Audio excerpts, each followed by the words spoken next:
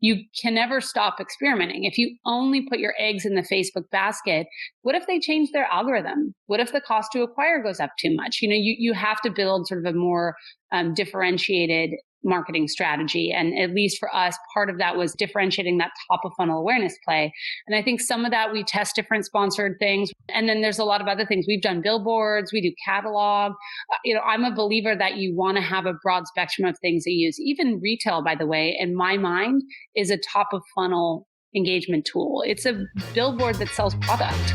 You're listening to the E-Commerce Influence Podcast with Austin Bronner and Andrew Foxwell. If you want honest, transparent, and tangible results that deliver lasting value and revenue, this is your podcast.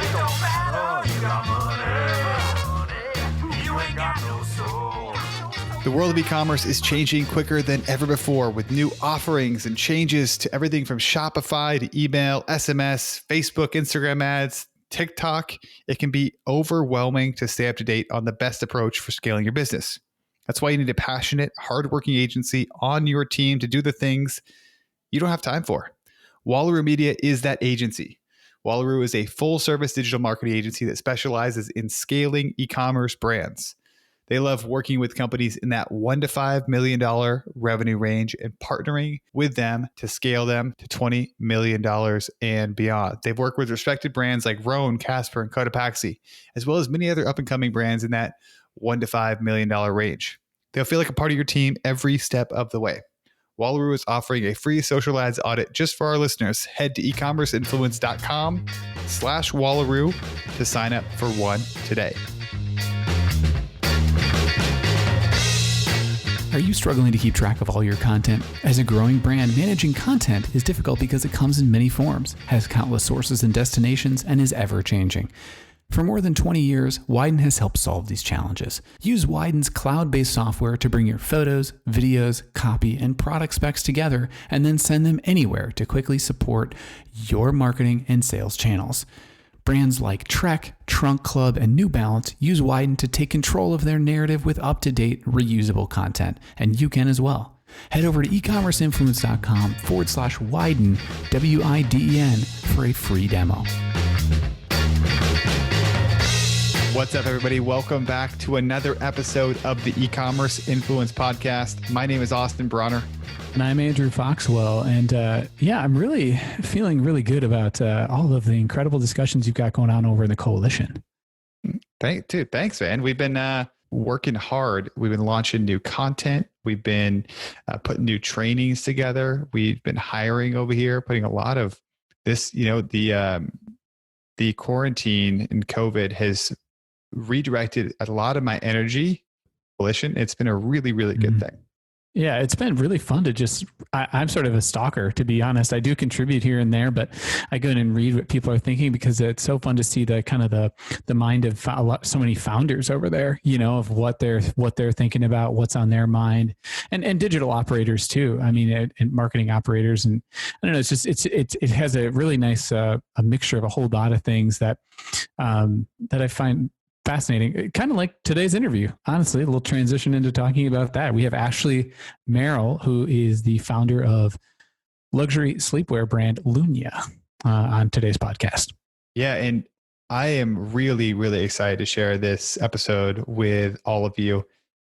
She comes in with a really great perspective, having started a business 8 years ago, and built up to a very large team, very successful business, then spun off to a second company that's kind of Lahgo, which is like Lunya. And she comes in with a ton of experience and can kind of share lessons through her journey that I think many of you listening are probably, you will resonate with this if you're building a business.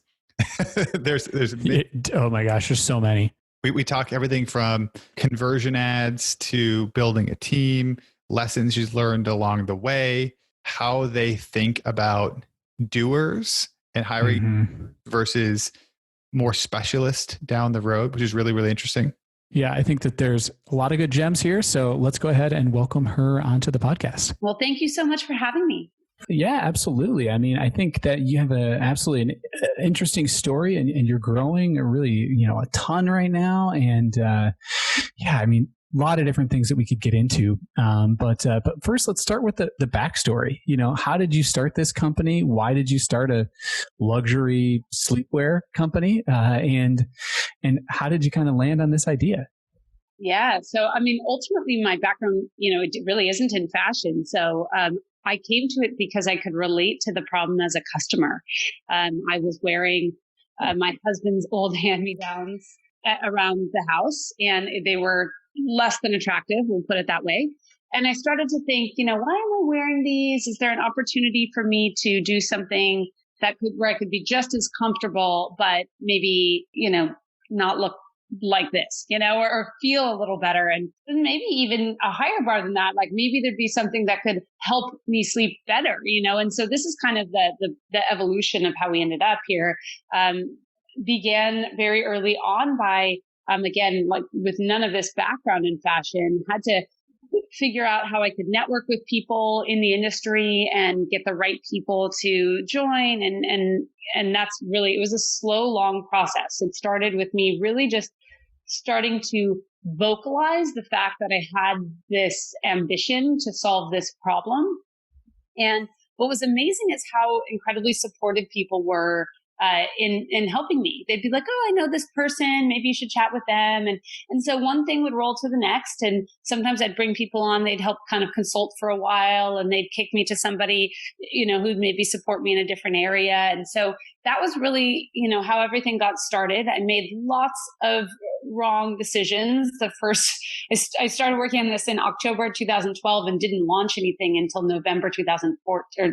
Was it November?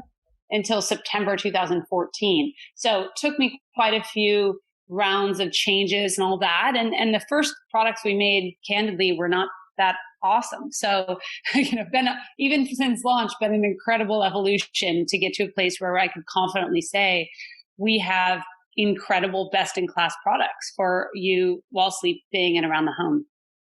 It's so interesting to hear the backstory around how long it takes to actually get something going, right? Like, I think a lot of times people will look from the outside in and they're like, wow, like Lunya's popped up on the scene relatively recently, and you see him everywhere with your guys' retargeting. And if you do get in the retargeting funnel, you guys have a great retargeting funnel. So look, online has always been that's been our main platform. So yeah, we have definitely a full funnel marketing strategy. And it's so interesting. So from the outside looking in, it's like, oh, it's happened quite quickly.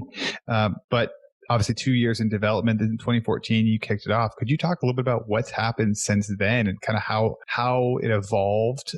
When you launched in 2014, was it a hit right away, or was there?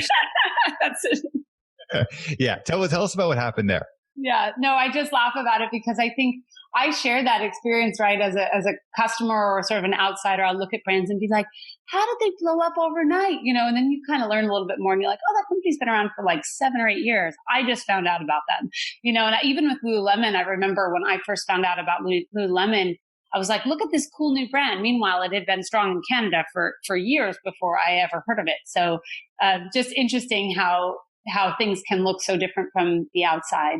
I launched in 2014 to very little fanfare. I actually accidentally launched. It was sort of a funny story. While I was giving birth to my daughter, I was writing this like thank you letter on Facebook because Facebook was the thing at the time, and I was posting to my my only employee at that time, just thanking her for like being just so supportive while I was going through having a baby. And she really was willing to take up a lot of slack when my personal life was having a lot of demands on me. And I was putting this thank you letter on, and people kind of misread my post. And then everybody thought that was a launch. And so they started resharing it. And it had been, and if you clicked on it, it would take you to a website which had a blocker on it, which you'd have to enter a password. And I started looking at the virality that was happening. And I was like, oh man, I'm not going to get people to repeat this kind of behavior. I guess I just have to I have to unveil the site and just let it happen, And so I was literally in the maternity room and we just decided to like let it roll. So that's really that launch story. And, when I say it was getting virality, I mean, like everybody my friends were reposting it. And that was like the best I was going to do really at the early stages. Cause I just I wasn't ready to like invest in marketing or anything like that. So that was what it looked like.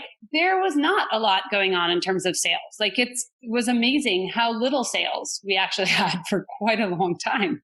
And it was okay because I think we learned how to hustle. We gave us time to figure out the product.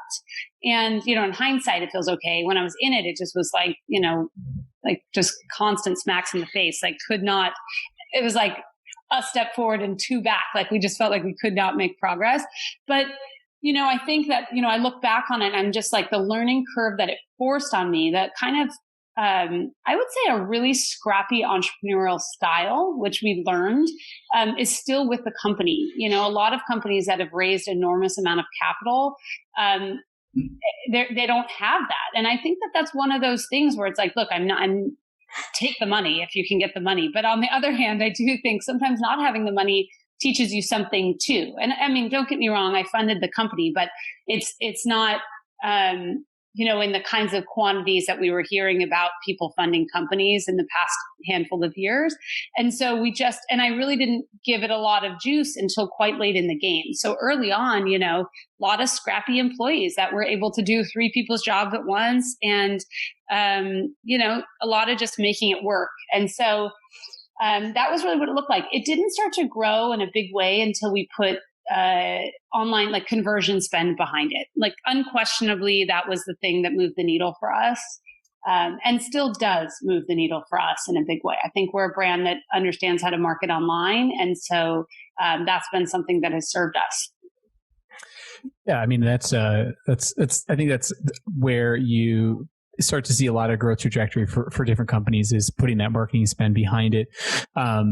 Within that, kind of pulling the lever of spending more.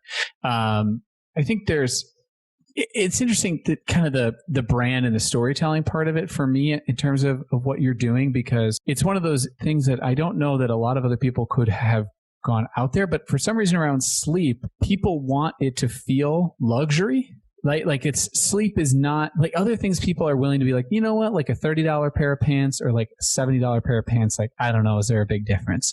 Yeah. But with sleep, there's something that's very, you've identified that need in a big way.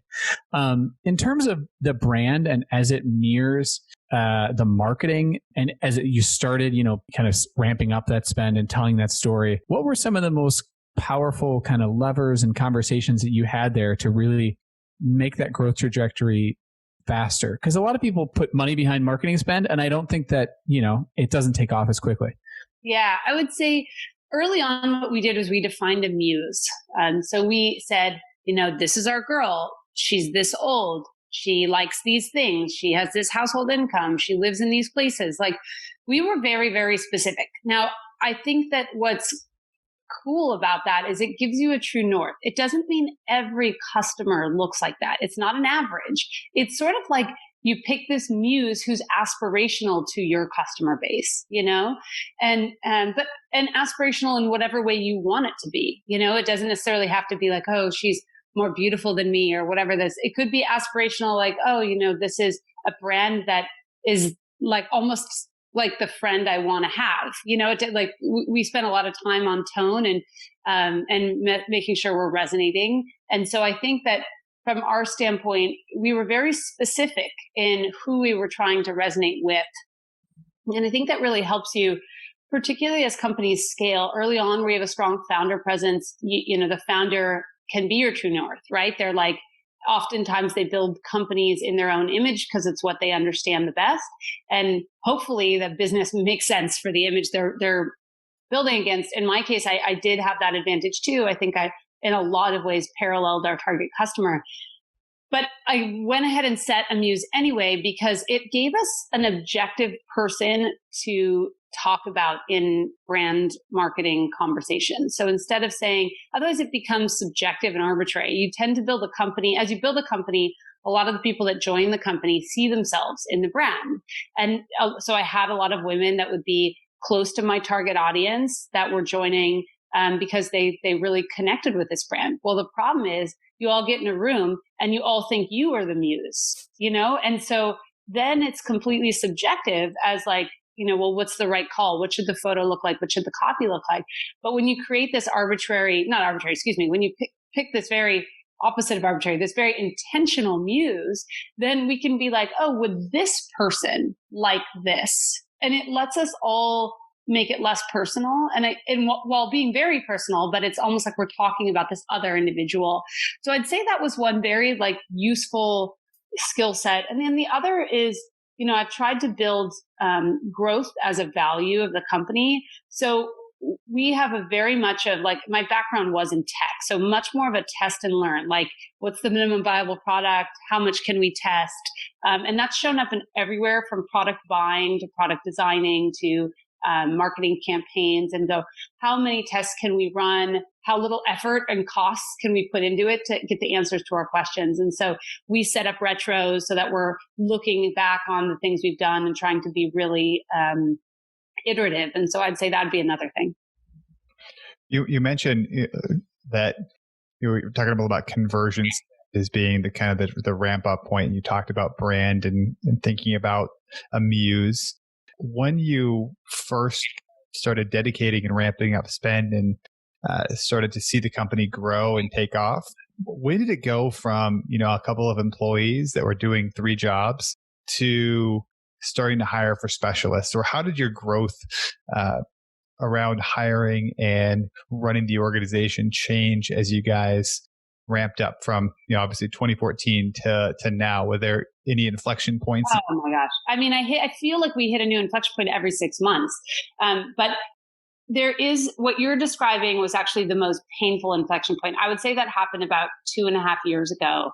And that's where early on in a company, right, you highly value people that are not super expensive, that are very flexible and able to do a lot of things. That often looks like young hires who are kind of excited about the learning proposition, but they don't have deep skill sets or expertise. And so what I would say was, for a long time, that was really great. And then because there's so much low hanging fruit that we could hit, given that we were in a niche on our own. So we didn't have to start with like really, really deep, clear, awesome differentiation in every category, because we really were in a place with a lot of white space. And so so that was really an interesting transition. It's also hard, I would say. It's hard for the employees and hard for the leaders, because inevitably the company's needs change. And to be very candid, not a lot of people can make that transition with the company. We think about, like, I think people like to say, oh, you go join a startup and that means you can grow with the startup.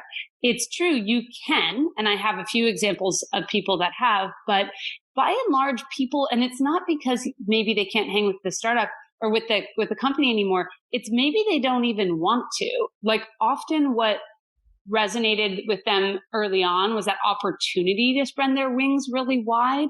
And so when you're being pushed, you're pushing somebody like that into a deeper, more narrow area. It's almost like it's not what feels natural to them. And so I would say that was really painful. I was a very young leader at that point. And so then I kept looking at myself and being like, what am I doing wrong? Like, I can't figure out how to get this person to do this, and then at a certain point, I had to accept. I started making a good network of entrepreneurs that I interacted with more regularly, and realizing that this was actually really common. So now I've kind of realized that, and I think I used to, because it was so small and you take it really personally, when things like that would happen, you couldn't help but just be like, I'm a failure. And then the employee felt like they were a failure and everybody felt bad. Whereas now I don't like it when people leave. I want them to stay, but I also believe that people should be where they can thrive, and the company should have, ideally we have a role that they can thrive in. But when those things don't align, it shouldn't be personal. Like, it should be like everyone can be really cheering for the other person and like wanting each person, that person and the company to get what they need. Sure. Telling that story brings back a really strong memory of, I worked at a startup that we grew really, really fast for like 2.5 years. And when we first started, it was completely remote, only 3 of us. And it evolved into about 30 people, 35 people in an office. And I'll never forget, they talked to some HR person or consultant, and they brought in like a timestamp thing where you had to like put your thumb in and like Oh God. in and check out. And the moment I went in, I knew I was done. Yeah. It's totally, you're like, and it lost its soul. Like, it's just getting weird now. Yeah. And it's hard. I think it's hard as a leader too, because you want to preserve it, whatever it is that made you special. And it's hard to find look, I mean, I'm sure it's hard for everyone every stage. It's just that I can relate most closely to my own position. And trying to figure out what are the special things about your culture, about your brand, about what it feels like to work at Lunya or Lahgo that I don't want to let go of, even as we scale. And there's not clear answers on some of these things. So a lot of it is just trial and error. Well, let's jump into what you just mentioned, which is talking about Lunya, the women's brand, and then the Lahgo, the men's brand. Yeah. And you know that I mean, the men's brand just launched recently, I think, if I'm not mistaken. Yeah. So how did you go about launching that brand? I mean, kind of how did that start? You saw a need, and what are some of the steps you took getting that off the ground? Yeah. I mean, look, I started with women's because it was easier for me. I understand the women audience pretty well. I think I always felt like there was potential to veer in different directions, and those directions could and still can look like many things, right? People would be like, oh, you should be in bedding, you should be in, men's and kids and all these things. And so back to the sort of test and learn thing, what happened was I started having a decent amount of demand from men coming into the stores with their wives, or even just wandering by and being like, do you guys carry men's? And so kind of we were getting some rumblings of interest there as we started to gain size. And then we decided to do a test. We tested kids and we tested men's. And we realized that like with the quality of good that we have, it was forcing the price point on kids a bit too high. And I say this as a mom myself, like there's a limit to what I'll spend on my kids because I know they're going to only be able to wear it for like the 10 minutes that it's their, before they outgrow it or put a big hole in the knee or something. And so I'm not really the value proposition of investing in quality for kids just was hard to justify, but we did try it. And then we also tried men's. And we realized right away there was traction there. The men were really liking it, and the women were serving as a really great entry point to introduce men to it. And so that was really exciting. And what we knew was that we didn't want to just take something that worked for women and like bring men into the exact same thing. We know that in so many ways, women and men have shared experiences, but in a lot, they have very unique experiences. For example, from my perspective, women, a lot of what they want is sort of permission to feel okay about enjoying themselves and like setting down their to-do list. And it's hard for them, even at home, but it's, to take a load off, take a minute, and this is sort of something to say no to the dinner. Like our girl loves the conversation about canceled plans because it's just, she's drowning in obligation. But men have a very different kind of challenge. Like men are kind of not welcomed into the home.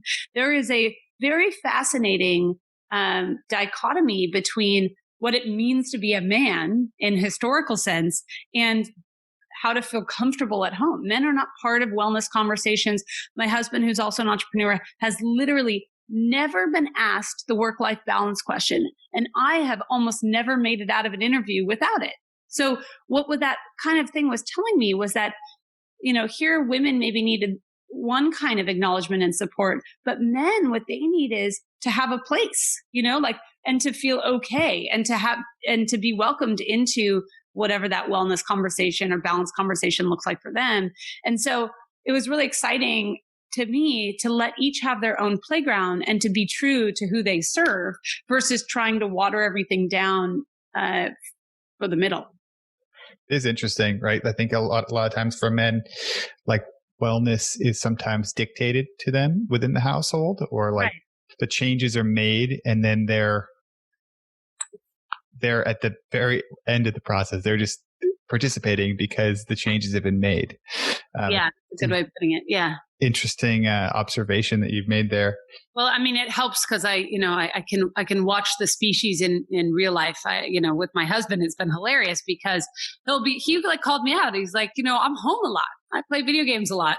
You could make me some clothes too. And I was like, oh yeah, just like it's so funny, but it's sometimes those things that feel so obvious. It's like right in front of you. And yet on the other hand, I just was sort of slow about it. And so I'm really excited to be diving into it now. I think there were so many great observations we had when we started talking to men and bringing them into the process and working on the Lahgo brand.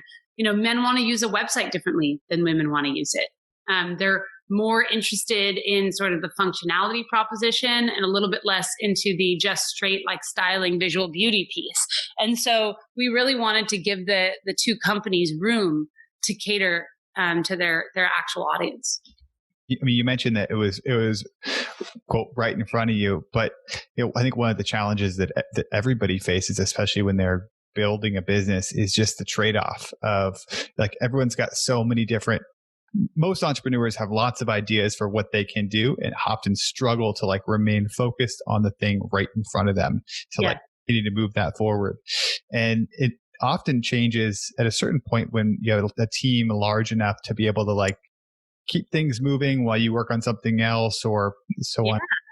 Absolutely. I mean, if you think about it, like it took me 5 years. So Lunya launched in 2014 and Lahgo didn't launch until October of last year. So I think that's right. I think it's good that it didn't because per your point, I actually think the biggest trap that entrepreneurs do get stuck in is the trying to do too many things at once. You end up splitting your resources and not doing anything well. So the staying focused on Lunya to me was the right move. And I don't regret not starting Lahgo sooner. I'm actually really excited to be really digging into Lahgo now because now is the moment that I have, Lunya is much more established. And so we have more ability to pull up from Lunya and kind of really divert my attention. Whereas in the early days, that would have been the wrong move.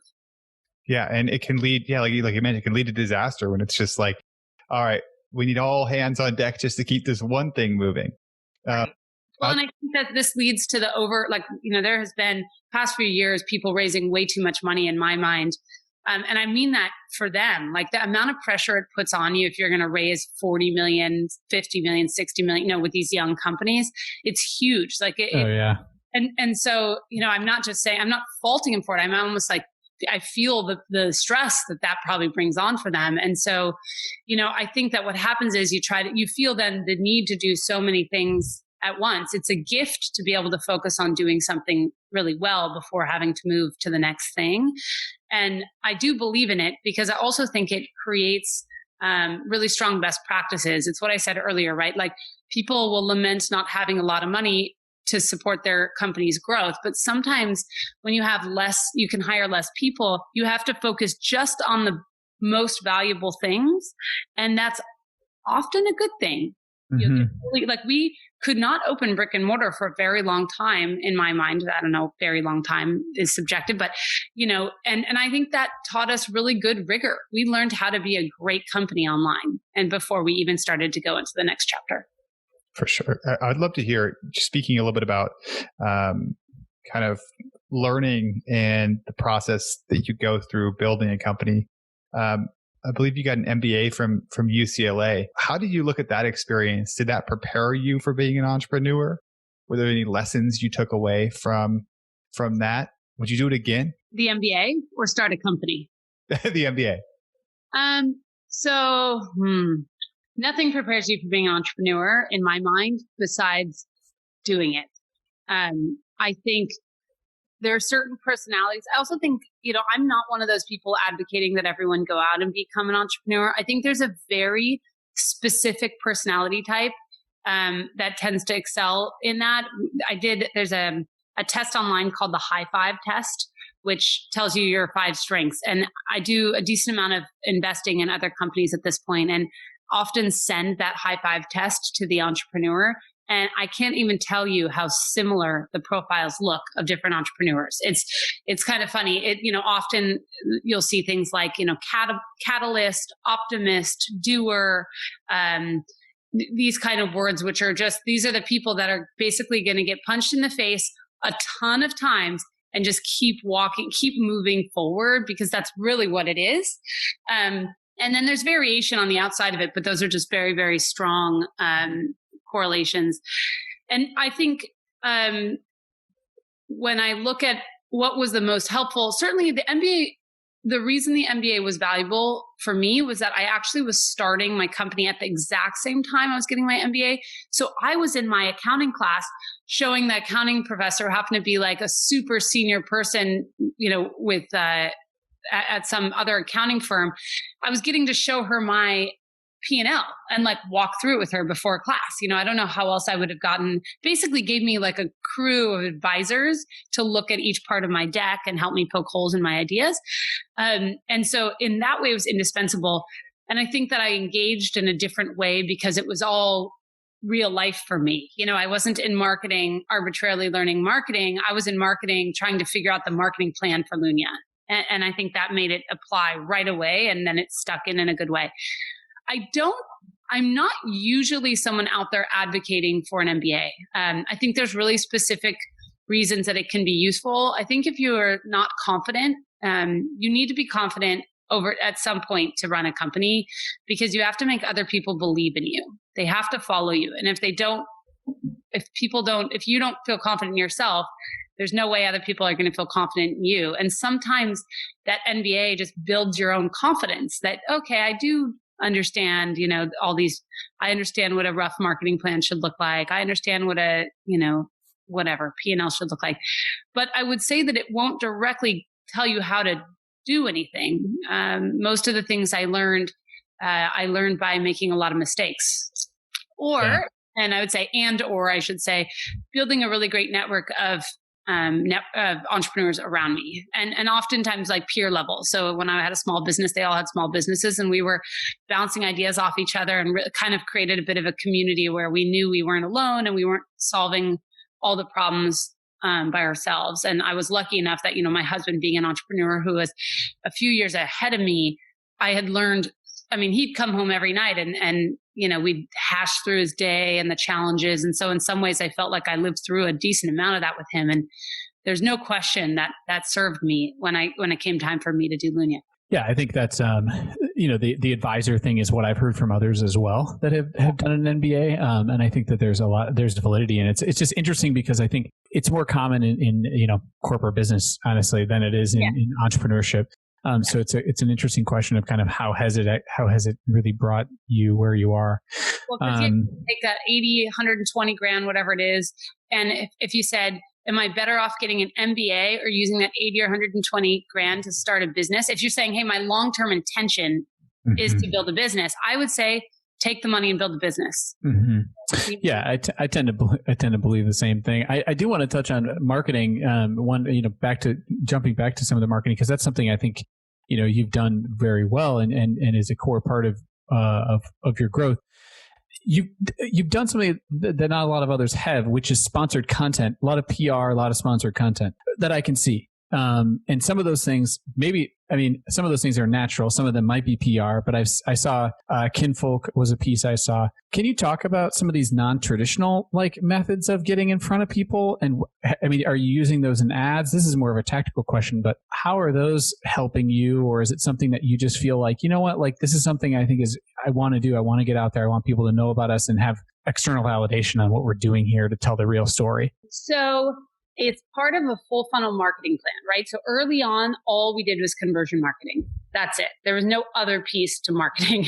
It was just like Facebook, Google, and that's it. What happens as time goes on, though, at least there was two forces at play here. The cost to convert would go up over time because there was more market saturation. Everybody and their mom created a direct-to-consumer brand. And so we were all competing for the same audience. I needed to get in front of different people. So ultimately, when you're constructing the hourglass or the funnel, or I've heard a million ways of describing this, but you have to build awareness at the top level. And if you're using conversion marketing to build awareness, it can be expensive. And so typically the reason I think we see bigger brands go for, multi-channel marketing is because, sometimes it's about the interplay of the marketing and how it comes together to overall impact a lowering cost of conversion. So, the way to think about it is if ultimately people need to see your brand, I've heard a million different numbers, but like 3 to 8 times before they want to buy, let's say, it's really just about knocking off some of those times in whatever the most cost efficient way is. And this is to my earlier point around experimentation, testing, and analyzing in a retrospective way. You can never stop experimenting. If you only put your eggs in the Facebook basket, what if they change their algorithm? What if the cost to acquire goes up too much? You have to build sort of a more differentiated marketing strategy. And at least for us, part of that was, and it's continually part of it, but is differentiating that top of funnel awareness play. And I think some of that we test different sponsored things. Press certainly is useful. And then there's a lot of other things. We've done billboards, we do catalog. I'm a believer that you want to have a broad spectrum of things to use. Even retail, by the way, in my mind, is a top of funnel engagement tool. It's a billboard that sells product. Yeah, it's really interesting to see how different brands interplay different top of funnel marketing. And, oftentimes they'll find something like Facebook and Instagram that works, right? And scale it up really high. And then it's like a big question of like, what's the next channel that's going to work? Right. I mean, you can look at, and I also think you have to be sensitive to the product you sell. Not every product works the same way every time. Like I think, Glossier, I think one of the things that was so great with them is once they got their product in the hands of all the beauty YouTubers, it was really great because that's already people are used to watching makeup application through YouTube videos.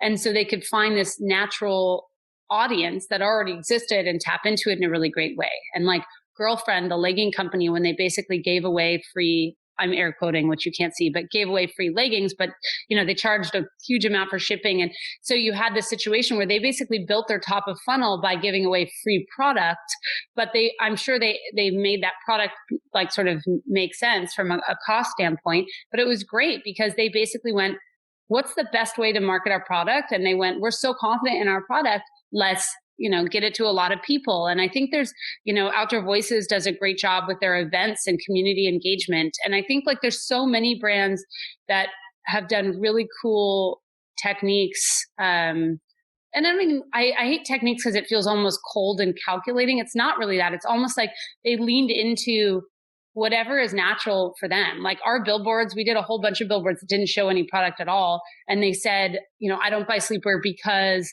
and it would list out some kind of reason. An example would be like, because how else would you know I ran a 5K 10 years ago? Like I don't buy sleepwear because, I like wearing, holiday flannels make me feel festive all year round. And like, I didn't need pictures because everybody saw that and they like related to it. They're like, this is me, and it was just funny. And so I think you can find so many different ways depending on what your product is. And I do think it's really useful to maintain, stay fluid and don't assume that just because one thing worked for somebody else, that makes sense for you and your brand. I think that's so important. And one thing that I've said before on the podcast is if you find something that you think, if you hear an example that somebody shares that you think it's going to be really valuable for you because it matches up with your brand, like don't listen to other podcasts or like don't listen to anything else until you try it. Yeah.